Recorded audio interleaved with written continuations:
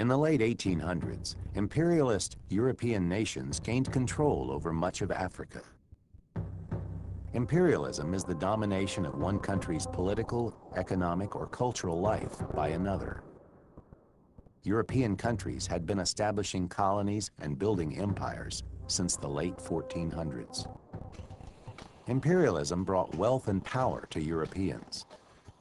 But the people living in colonies were often oppressed, abused, and in some cases, even killed. In 40 years, Europe gobbled up virtually all of Africa south of the Sahara. It happened with tremendous speed, with tremendous brutality. The purpose of this conquest, like most conquests in history, was to make money for the conquerors, and they did so hand over fist and killed millions of people in the process. Most Europeans thought colonization was essentially a noble undertaking. After all, they said, Europeans had strong economies, well-organized governments, and powerful armies and navies. Meanwhile, African nations were troubled by economic weakness and political divisions. The transatlantic slave trade, which did not end until the 1800s, had drastically reduced the populations of African societies.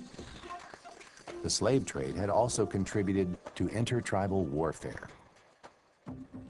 European power was fueled by the technology of the Industrial Revolution. New weapons and steam-powered locomotives and ships gave Europeans the ability to move quickly and fight wars with brutal efficiency. European manufacturers wanted access to natural resources such as rubber and petroleum. African colonies could also serve as vital ports for European merchant and naval ships. European missionaries urged Africans to give up their traditional beliefs and accept Western ways and religion. Missionaries opened hospitals and schools throughout the colonies. Sometimes, they also furthered the political and economic goals of imperialist nations. Many Europeans exploited and oppressed native Africans. Some of the worst oppression occurred in the Congo. King Leopold and other wealthy Belgians exploited the land and people of the Congo. African laborers were forced to harvest ivory and rubber. Conditions were so horrible that the populations of some areas declined drastically. Belgian exploitation of the Congo set off a scramble for colonies. Britain, France, and Germany rushed to make claims in the region.